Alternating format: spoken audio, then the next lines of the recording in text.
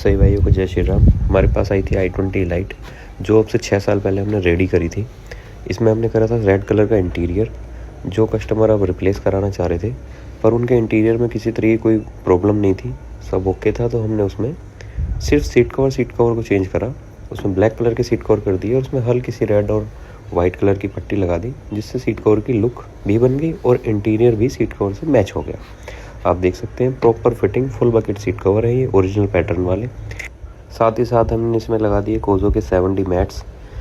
Kojo वो company है जिसने 70 मैट्स सबसे पहले इंडिया में लॉन्च करे थे और इनकी फिटिंग आज भी ऐसे ही आती है, प्रॉपर कॉर्नर टू कॉर्नर।